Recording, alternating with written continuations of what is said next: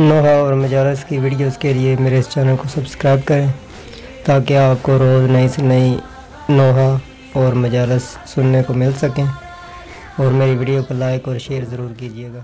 Thank you very مچ۔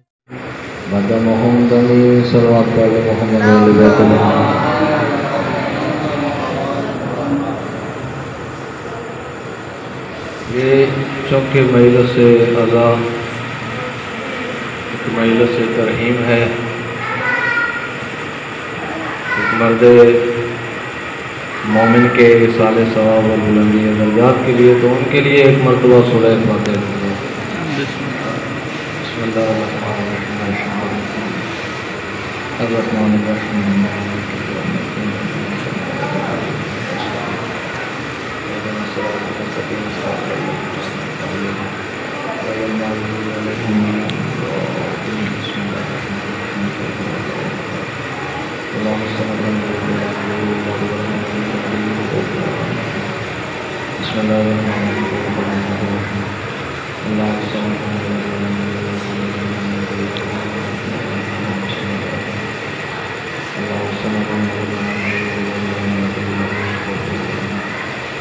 اللهم صل على محمد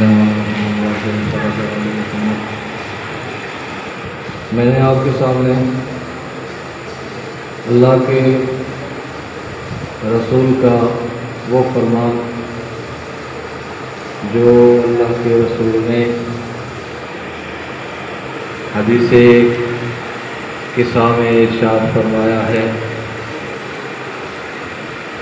ہؤلاء اہل بیتی، یہ میرے اہل بیت ہیں، وخاصتی، یہ میرے خاص ہیں، وحامتی، یہ میرے حامی ہیں، لحمہم لحمی، ان کا گوشت میں محمد کا گوشت ہے،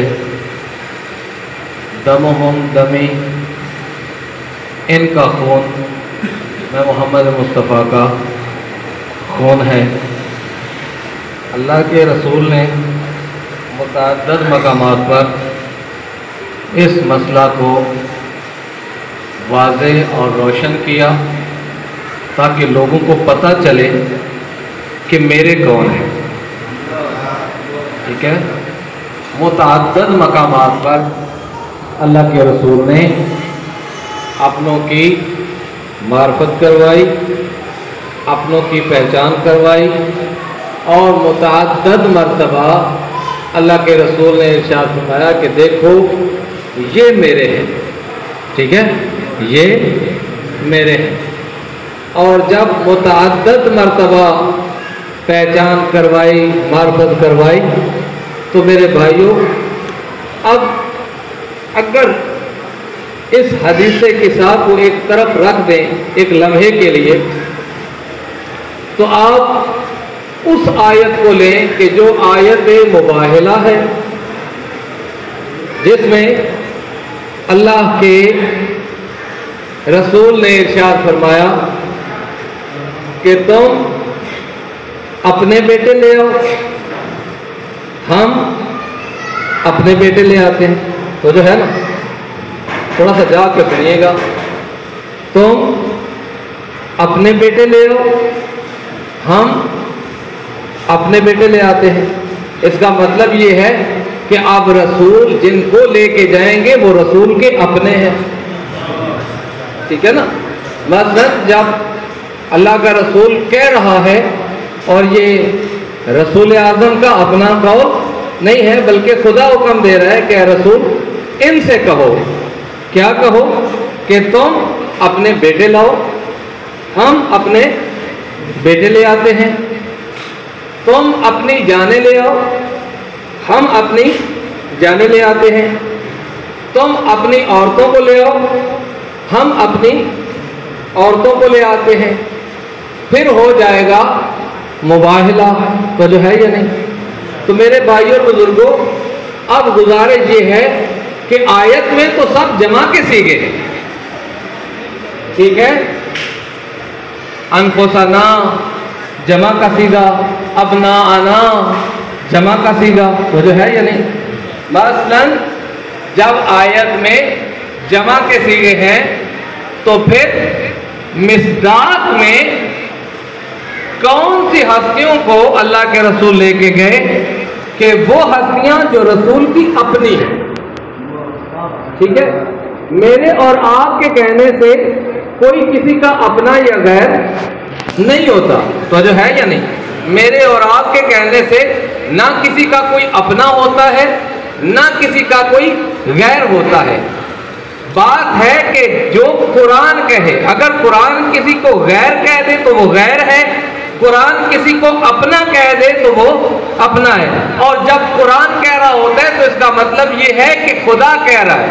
تو جو ہے یا نہیں, پھر اس کا مطلب یہ کہ خدا کہہ رہا ہے. اب خدا کیا کہہ رہا ہے کہ تم اپنے بیٹوں کو لے آؤ, میں اپنے بیٹوں کو لے آتا ہوں. تو میں نے کسی مجلس میں کہا تھا کہ جو مذہب کی محبت ہوتی ہے وہ کمال کو دیکھ کے ہوتی ہے. تو جو ہے یعنی مذہب کی محبت کمال کو دیکھ کے ہوتی ہے.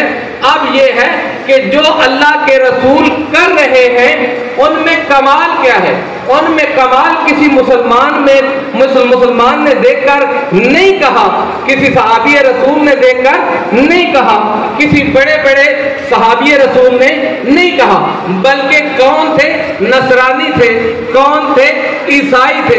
وہ عیسائی کمال دیکھ رہے تھے اور کہہ رہے تھے کہ دیکھو یہ وہ آ رہے ہیں, اگر یہ پہاڑوں کو حکم دے تو پہاڑ اپنی جگہ چھوڑ دیں. تو یعنی بات صحابی کی نہیں ہے, بات عیسائیوں کی ہے, بات نصرانیوں کی ہے. نصرانی کیا کہہ رہے ہیں کہ یہ وہ ہیں کہ جو پہاڑوں کو کہیں تو پہاڑ اپنی جگہ چھوڑ دیں گے. تو میرے بھائیوں, یہ نصرانیوں کا اپنا ایک عمل ہے کہ انہوں نے اپنے آپ کو لعنت سے بچانا تھا سو بچا لیا. لیکن یاد رکھیے گا کہ اللہ کے رسول, کیونکہ اللہ کا رسول خدا کے کمال کا مظہر ہے اور جن کو ساتھ لے کے جا رہا ہے وہ بھی خدا کے کمال کی مظہر ہستیاں ہیں. اس واسطے میرے بھائیوں کہ اللہ کے رسول نے جب بیٹے بنائے, جب کہا نا کہ تم اپنے بیٹے لے آؤ, میں اپنے بیٹے لاتا ہوں, تو اس کا مطلب یہ ہے کہ حسن اور حسین اللہ کے رسول اپنے بیٹے بنا کے لے کے گئے, جو ہے اپنے بیٹے بنا کے لے گئے. اور پھر کہا کہ تم اپنے انفس لے آؤ, ہم اپنے انفس لے آتے ہیں. تو اس کا مطلب یہ ہے کہ اللہ کے رسول جب کسی کو جان بنا کے لے کے جا رہے ہیں تو وہ کوئی اور ہستی نہیں ہے, وہ علی ابن ابی طالب کو ساتھ لے کے جا رہے ہیں. تو جو ہے یعنی وہ علی ابن ابی طالب کو ساتھ لے کے جا رہے ہیں. اور جب انفسنا کی باری آئی کہ نساء کا مطلب یعنی انفسنا عورتوں کی جگہ پر کون اللہ کے رسول کس کو لے کے گئے, اپنی بیٹی کو لے کے گئے. کیونکہ اللہ نے کہا تھا, کیا کہا تھا, تم اپنے بیٹے لاؤ. اب اگر کسی کو یہ ڈاؤٹ ہو کہ بھائی رسول کے اپنے کون ہیں, تو قرآن نے روشن کر دیا کہ دیکھو اگر کسی نے پہچاننا ہے نا کہ رسول کے اپنے کون ہیں, رسول کے اپنے کون ہیں, تو اپنے اللہ کی ذات بتا رہی ہے کہ دیکھو اے میرا رسول تم اپنے لے آؤ. اب اللہ نے یہ نہیں کہا کہ تم اپنے فلاں کو لے آؤ, تم اپنے فلاں کو لے آؤ, تم اپنے فلاں کو لے آؤ. نہیں, اللہ نے کہا کہ تم لے آؤ, اپنوں کو لاؤ. وہ جو ہے اپنوں کو لاؤ. تو جب کہا اپنوں کو لے کے آؤ تو اللہ کے رسول بس اپنے ساتھ لے کے گئے. باقی کہتے رہے کہ ہم بھی چلیں, تو اللہ کے رسول کی ظاہر ہے ایک زوجہ محترمہ ہے, بڑی فضیلت ہے ان کی, ام سلمہ. تو انہوں نے کہا کہ یا رسول اللہ میں بھی آپ کے ساتھ جا سکتی ہوں. تو اللہ کے رسول نے کہا نہیں, انت علی الخیر, تم خیر پر ہو لیکن اس مقصد میں تم جا نہیں سکتی. تو جو ہے اس کا مطلب یہ ہے کہ جو اپنے ہیں قرآن کے نزدیک, جو اپنے ہیں خدا کے نزدیک, جو اپنے ہیں رسول کے نزدیک, وہ ہیں کہ جن کا رشتہ رسول کے ساتھ خونی رشتہ ہے. جو ہے جن کا رشتہ رسول کے ساتھ خونی رشتہ ہے, اور صرف خونی رشتہ نہیں ہے, یعنی وہ نبوت کا بھی حصہ ہے, وہ رسالت کا بھی حصہ ہے, وہ امامت کا بھی حصہ ہے. تو جو ہے اس واسطے میرے بھائی اور بزرگوں یہ وہ ہستیاں ہیں کہ جن کو اللہ کے رسول اپنا بنا کے لے کے گئے. اب کسی کو نہ دکھائی دے اپنا, ہے جی، کسی کو نہ دکھائی دے اپنا تو وہ الگ بات ہے، لیکن کچھ چیزیں ایسی ہوتی ہیں کہ جو ظاہر بظاہر نظر آ رہی ہوتی ہیں، لیکن انسان جو ہے وہ جان بوجھ کر اندھا ہو جاتا ہے، وہ کہتا ہے مجھے کچھ نظر نہیں آ رہا، ہوتا ہے نا ایسا۔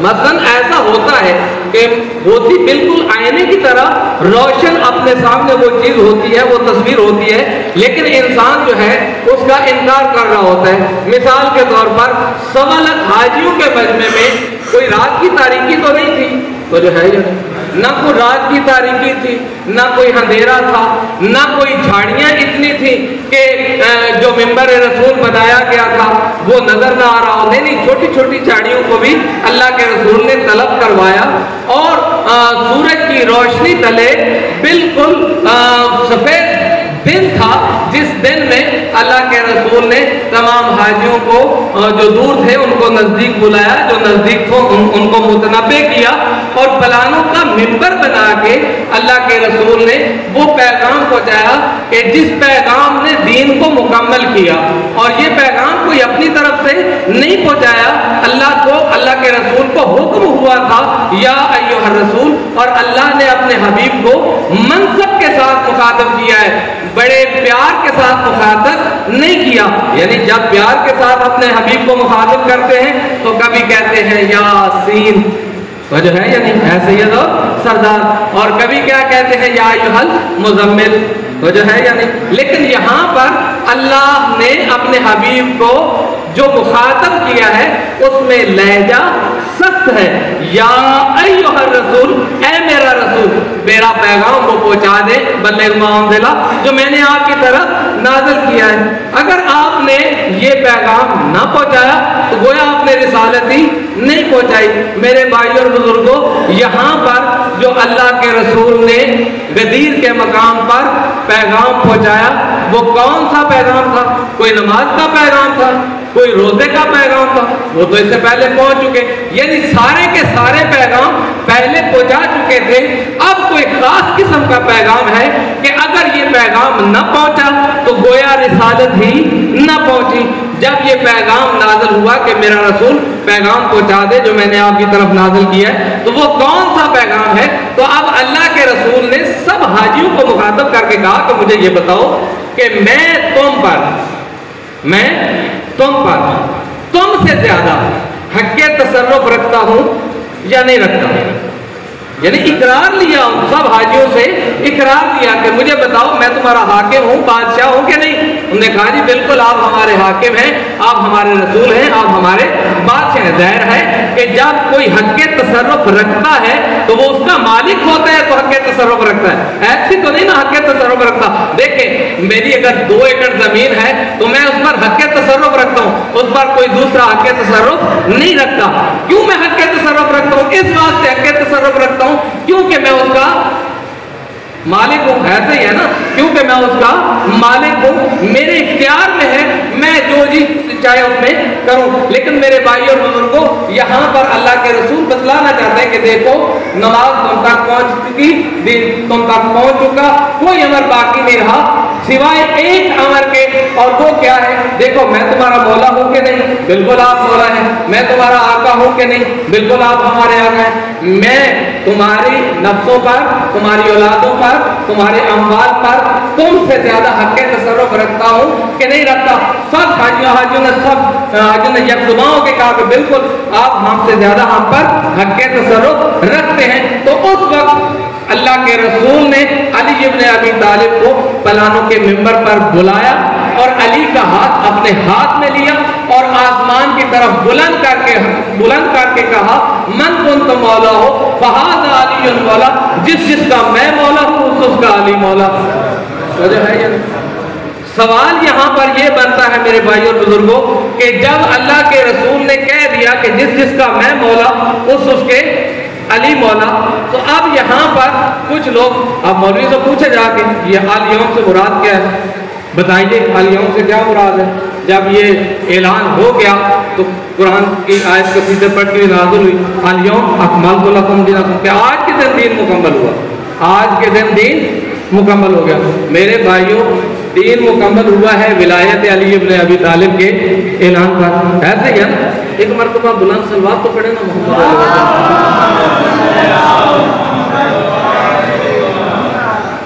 तो मेरा गुजारिश करने का मकसद ये था कि जो रसूल के अपने हैं, जो रसूल के अपने हैं, बस हुक्म हुआ था कि तुम अपनों को लेके आओ, ऐसे क्या? तो रसूल अपनों को ही साथ लेके गए। अब जब रसूल अपनों को साथ लेके गए तो हदीस किस्सा में एक जुमला है कि जिसमें तारुफ हुआ है कि जब जिब्राइल ने कहा कि परवरदिगार इस किस्सा के नीचे कौन है, तो जो रखेगा एक या दो जुमले, उसके बाद मैं अपने भाई को देने लगाऊं। ये चादर के नीचे कौन है? तारुफ करवाने वाला कौन था? पूछने वाला कौन था? मेरे भाइयों, पूछने वाला था जिब्राइल। कौन पूछने वाला था? जिब्राइल। किससे पूछ रहा था? खालिक अला कुल्ल शैइन कदीर से कि परवरदिगार इस चादर के नीचे कौन है। और अल्लाह ने जब तारुफ कराया तो चाहिए तो ये था कि कायनात में सबसे बुलंद तरीन हस्ती का नाम मोहम्मद मुस्तफ़ा है। खुदा इरशाद फरमाता कि ये मोहम्मद है, ये अली है, ये फातिमा है, ये हसन है, ये हुसैन है। लेकिन खुदा ने जब तारुफ कराया तो मोहम्मद मुस्तफ़ा का नाम नहीं लिया, तवज्जो रखिएगा, मोहम्मद मुस्तफ़ा का नाम नहीं लिया, अली और मुर्तज़ा का नाम नहीं लिया, हसन और हुसैन का नाम नहीं लिया, बल्कि क्या इरशाद फरमाया? हम फातिमा तो मोहम्मद मुस्तफ़ा भी महफिल में मौजूद हैं। जिब्राइल पूछने वाला है, खुदा बताने वाला है कि परवरदिगार इस किस्सा के नीचे कौन है। जिब्राइल ने पूछा तो खुदा ने तारुफ कराया। जब खुदा ने तारुफ कराया तो आज मोहम्मद मुस्तफ़ा अफज़ल तरीन शख्सियत है, लेकिन मोहम्मद मुस्तफ़ा का नाम नहीं लिया। अल्लाह ने कहा हम फातिमा तो ये फातिमा है, वजह है व अबूहा ये उनके वालिद मोहतरम मोहम्मद मुस्तफ़ा हैं, बबालुहा ये शौहर हैं, बबदूहा ये फातिमा के बेटे हैं। तो मेरे भाइयों और बुजुर्गों, इस तारुफ से एक चीज जो है वो वाज़ेह हो गई कि कल कला को जो अहादीस घड़ने वाली फैक्ट्री थी, हो सकता है कि वो नाम का रद्द बदल कर लेती, लेकिन अल्लाह ने तारुफ ही ऐसा करवाया, तो जो है या नहीं, तारुफ ही ऐसा करवाया कि हर ज़मीर का मर्जे जो है वो बीबी ज़हरा सल्लल्लाहु अलैहा है। यानी बीबी ज़हरा मरकज़ इस्मत में है, उतनी ही इस्मत फातिमा ज़हरा सल्लल्लाहु अलैहा मरकज़ इस्मत में, यानी नबुव्वत भी उतनी ही दूर है, विलायत भी उतनी ही दूर है, और इमामत भी उतनी ही दूर है। सल्लल्लाहु अलैहि वसल्लम मरकज़ में कौन है? बीबी ज़हरा सल्लल्लाहु अलैहा। तो मेरे भाइयों और बुजुर्गों, गुजारिश ये है कि जिसने अहले बैत को पहचानना है, जिसका दिल है कि वो अहले बैत को पहचान ले, ज़ाहिर है कि अहले बैत को पहचानेगा तो फिर ही वो हिदायत पा सकेगा। अहले बैत को पहचानेगा, अहले बैत की इताअत करेगा तो फिर ही वो जन्नत में जा सकेगा। एक सवाल की थोड़ी सी तस्दीक कर दूँ कि कुछ लोग कहते हैं कि अल्लाह ने हमें इस दुनिया में भेजकर जो जज़ा सज़ा देनी थी वो दे दी, और महफिल में ऐसे अफराद मौजूद हैं। इस वास्ते उनकी तस्हीह के लिए गुजारिश कर रहा हूँ कि जो लोग कहते हैं कि अल्लाह ने हमें जो जज़ा देनी थी वो दे दी, इसके बाद कोई जज़ा सज़ा नहीं है, तो मेरे भाइयों अपने कलमे की खैर मनाओ। ऐसे बंदे का ईमान ठीक नहीं है कुरान के नज़दीक, अहले बैत के नज़दीक। जबकि जो गरीब है, जो अमीर है, अगर वो मोमिन है, अगर वो अली वाला है, चाहे वो गरीब है, चाहे वो अमीर है, चाहे वो दरमियाने तबका का है, लेकिन अगर मोमिन है तो उसका हिसाब किताब है। काफिर का हिसाब किताब नहीं होना मेरे भाइयों, मुशरिक का हिसाब किताब नहीं होना कि काफिर का हिसाब किताब हो, मुशरिक का हिसाब किताब हो, मुनाफिक का हिसाब किताब हो। नहीं नहीं, हिसाब किताब तो है ही मोमिन का, तो जो है इस वास्ते जो अपराध ये कहते हैं कि नहीं कोई हिसाब किताब वाली मसला नहीं, इस दुनिया में सब कुछ है, तो मेरे भाइयों कुरान का इनकार मत करो। कुरान का इनकार जो है वो कुफर की तरफ लेके जाता है, और कुरान की किसी एक हुक्म का इनकार करना भी इंसान जो है वो कुफर की तरफ लेके जाता है। इस वास्ते कोशिश करें कि कुरान के जो अहकाम हैं ان پر ایمان رکھیں، اپنا عقیدہ یا اپنا جو حکم ہے وہ صادر نہ فرمائیں جبکہ آپ اس کا علم نہ رکھتے ہو۔ ایک مرتبہ صلوات پڑھ لیں۔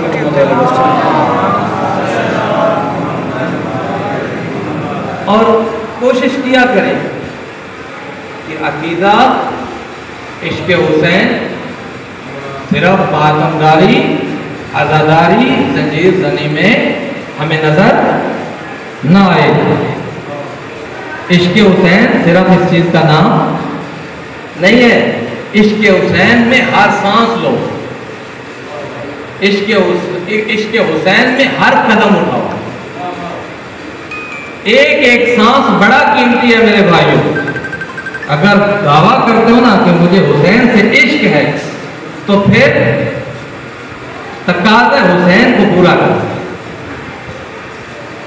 عشق حسین سجدہ بھی ہے، عشق حسین نماز بھی ہے، عشق حسین کسی کا حق غصب کرنا نہیں ہے، تو جو ہے نا عشق حسین کسی کو ناحق تکلیف دینا نہیں ہے، عشق حسین بڑوں کے احترام کا نام ہے، عشق حسین والدین کی فرما برداری کا نام ہے، عشق حسین ہمسایوں کے حقوق کی ادائیگی کا نام ہے، عشق حسین صلح و رحمی کا پیغام دیتا ہے، عشق حسین اولاد کے ساتھ پیار اور محبت کرنے کا پیغام دیتا ہے، عشق حسین آپ کے اندر محبتوں کو بانٹتا ہے، نفرتوں کو نہیں، ٹھیک ہے نا؟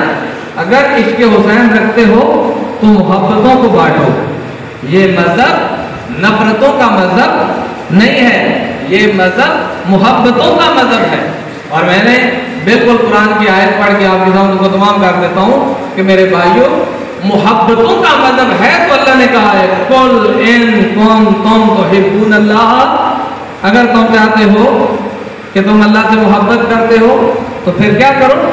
میرے رسول کی اتباع کرو، ٹھیک ہے؟ میرے رسول کی اتباع کرو، نتیجہ کیا نکلے گا؟ یحببکم اللہ، نتیجہ یہ نکلے گا کہ اللہ تم سے محبت کرے گا، اللہ تم سے محبت کرے گا۔ ہاں الحسین منی وانا من الحسین، حسین مجھ سے ہے میں حسین سے ہوں، احب اللہ من احب حسین، پروردگار تو اس سے محبت کر جو میرے حسین سے محبت کرے گا۔ لہذا یہ محبتوں کا مذہب ہے، یہ نفرتوں کا مذہب نہیں ہے۔ مذہب اسلام نفرتوں کا نہیں ہے، اس میں تو پہلی دو چیزیں ہی، ایک ایمان ہے، ایمان امن سے ہے، سلام سلامتی سے ہے، تو جب یہ چیزیں ہیں ہمارے پاس تو پھر ہم جو ہے وہ اگر کسی اور طرف نکل رہے ہیں تو اس کا مطلب یہ ہے کہ ہم ایمان اور قرآن سے دور ہیں، ہم اہل بیت اور قرآن سے دور ہیں، کیونکہ اہل بیت اور قرآن اس چیز کا درس نہیں دیتا۔ قرآن اہل بیت محبت کا درس دیتا ہے، قرآن اہل بیت بھائی چارے کا درس دیتا ہے، قرآن اہل بیت کسی کے حق غصب نہ کرنے کا درس دیتا ہے، قرآن اہل بیت کس چیز کا درس دیتا ہے؟ والدین کی فرما برداری کا، والدین کے ساتھ حسن عمل کا درس دیتا ہے۔ قرآن اہل بیت کس چیز کا درس دیتا ہے؟ قرآن اہل بیت آپ کو نماز کا پابند بناتا ہے۔ قرآن اہل بیت کس چیز کا درس دیتا ہے؟ قرآن اہل بیت آپ کو اور مجھے کس چیز کا درس دیتا ہے؟ صداقت کا درس دیتا ہے، جھوٹ کے نیڑے نہ جاؤ، ہاں سچ بولو، سچ کا ساتھ ہو، مشکل بھی ہو تو سچ بولو، مشکل بھی ہو تو سچ کا ساتھ ہو، ایسا نہیں ہے۔ تو میرے بھائیوں بزرگوں، جب ہم سچوں کو مانتے ہیں تو سینہ تان کر سچائی کے آپ ساتھ دیں گے نا، سینہ تان کر سچے ہوں گے نا، جھوٹ تو نہیں بولیں گے۔ بس ایک پیغام ہی سمجھ لیں، ہاں ہم یزید سے نفرت کرتے ہیں، لعنت بھیجتے ہیں یزید پر، ایسی بات ہے، یزید پر لعنت بھیجتے ہیں۔ جن لوگوں نے حق زہرا صلوات اللہ علیہا غصب کیا ان پر لعنت بھیجتے ہیں نا، لعنت بھیجتے ہیں۔ ایک بات ذہن میں رکھیے گا، لعنت بھیجنے کا ثواب بہت زیادہ ہے، کیونکہ ایک بندہ تھا جو آل محمد پہ درود پڑھ رہا تھا تو مولا کا گزر ہوا تو مولا نے اس کو سلام کیا، تو جو ہے مولا نے اس کو سلام کیا، اور 2-4 قدم، یہ بیت اللہ کی بات ہے، اللہ کے گھر کی بات ہے، 2-4 قدم آگے بڑھے تو ایک اور بندہ تھا، لیکن معصوم نے اس کو مخاطب نہیں کیا، معصوم نے اس کو بلایا نہیں، تو جب بلایا نہیں تو وہ اٹھا اور تیزی سے بڑھا اور مولا سے کہا کہ آقا مجھ سے کوئی غلطی ہو گئی کہ آپ نے مجھے بلایا نہیں. تو آقا نے کیا ارشاد فرمایا کہ دیکھو تم عمل ایسا کر رہے تھے کہ میں نے چاہا کہ تمہارے اس عمل میں خلل نہ ڈالو. ٹھیک ہے، وہ عمل کون سا تھا؟ وہ اہل بیت کے دشمنوں پر لعنت بھیج رہا تھا. اور جب کوئی اہل بیت کے دشمنوں پہ لعنت بھیجتا ہے تو وہ تنہا نہیں ہوتا بلکہ اللہ کے فرشتے بھی لعنت بھیجتے ہیں، خدا بھی لعنت بھیجتا ہے. تو جو ہے یعنی بڑا بلند درجہ ہے بیدار ہونے کا، لعنت بھیجنے کا.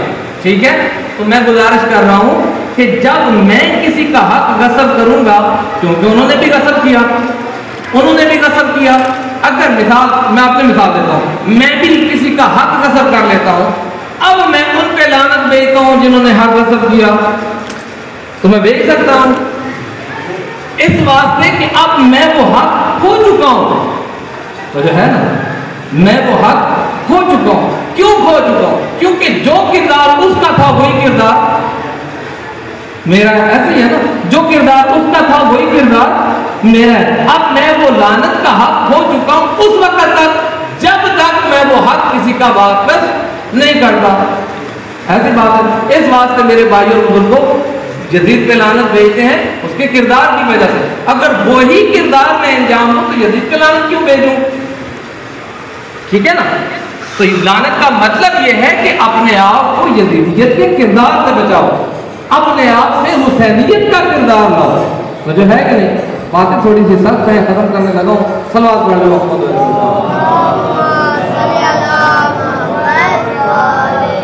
بس میں تمام کر دوں ایک جملہ زیادہ سے زیادہ اور آپ کے نام کو تمام کرتا ہوں. مرد مومن کے سارے ثواب سے مجلس ہے اور خدا کے ذات ان کے درجات بلند فرمائے، ان کو اعلیٰ عطا فرمائے.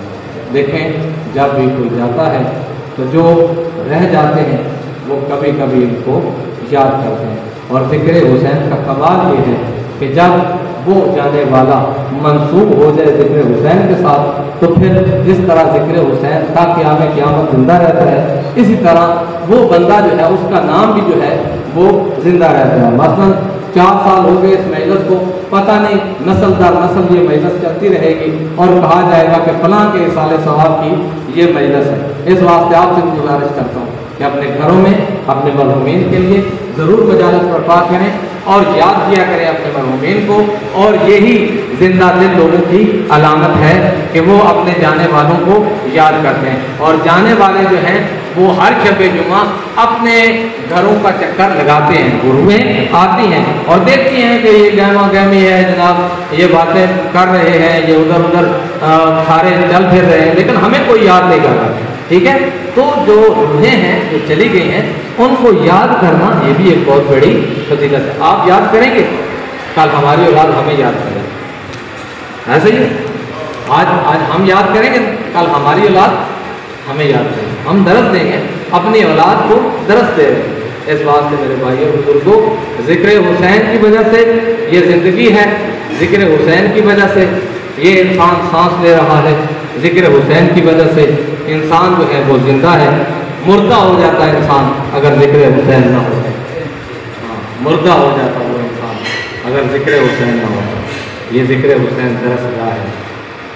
جب کوئی بے ہدایتہ اس فکر میں آتا ہے نا اور کوئی حدیث سن کے جاتا ہے اور ہدایت پا جاتا ہے تو پھر یہ حدیث آتی ہے، ان الحسین مصباح الہدیٰ و سفینۃ النجاۃ. میرے بھائیوں، دین بڑی مشکل سے ہم تک پہنچا ہے اور جب مشکل سے پہنچا ہے تو اس دین کے وارث، اس دین کا بنانے والا کون ہے؟ خدا. پہنچانے والا کون ہے؟ رسول. تا قیامت حفاظت کرنے والے کون ہیں؟ اہل بیت علیہ السلام. اور بچانے والا کون ہے؟ حسین ابن علی. تو میرے بھائیوں، اس دین کو بڑی مشکل سے بچایا حسین ابن علی نے. اس نماز کو بڑی مشکل سے بچایا حسین ابن علی نے. دو چیزیں ذہن میں رکھیے کہ اس سے بڑا مسائل ہے بھی نہیں.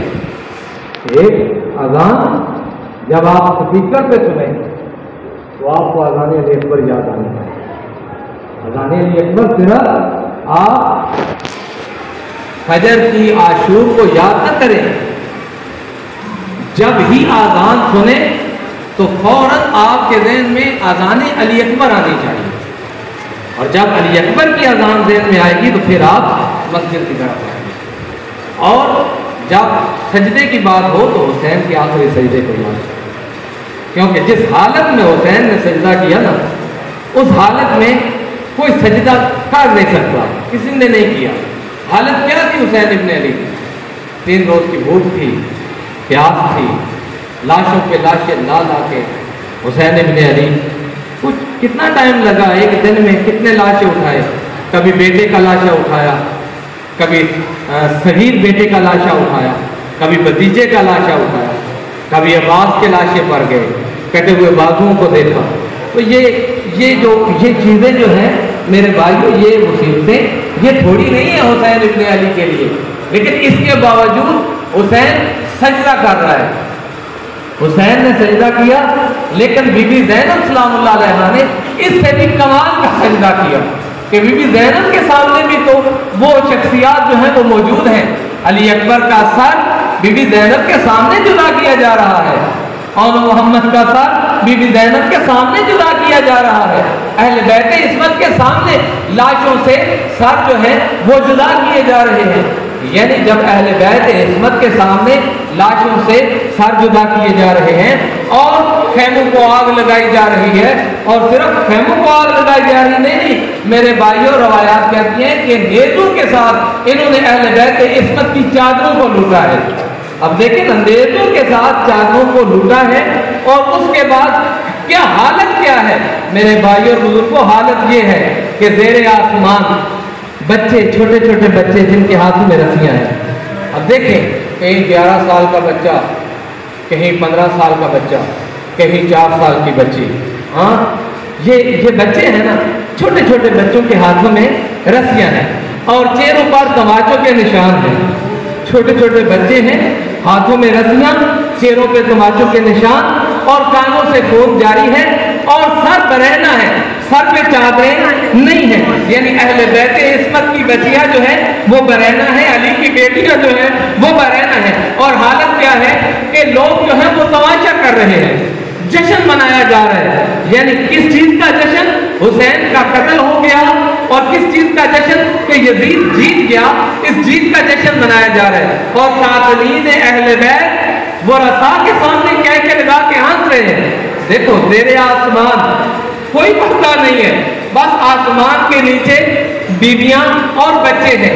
میرے بھائیوں اور بزرگوں، ایسی حالت میں بی بی زینب سلام اللہ علیہا نے شام غریبہ کو نماز شب نہیں بھولی، یعنی نماز شب شام غریبہ کو ادا کی ہے۔ اب وہ بی بی کہ جن کے اپنے بچوں کے لاشیں جو خیموں پر آئے اور کہا جائے کہ ایک مرتبہ شہزادوں کا دیدار کر لیں، ایک مرتبہ آخری الوداع کر لیں، تو بی بی کہے کہ نہیں، یہ میں نے اپنے بھائی حسین پر صدقہ دے دیے ہیں، اور جب کوئی چیز صدقہ دی جاتی ہے تو واپس نہیں لی جاتی۔ عزادارو، ہر کسی کے لاشے پر گریہ کیا زینب نے، علی اکبر کے لاشے پر گریہ کیا زینب نے، قاسم کے لاشے پر گریہ کیا زینب نے، حسین کے لاشے پر گریہ کیا زینب نے، لیکن اپنے بچوں کے لاشوں پر گریہ نہیں کیا۔ کہا کہ میں نے اپنے بھائی پر قربان کر دیے۔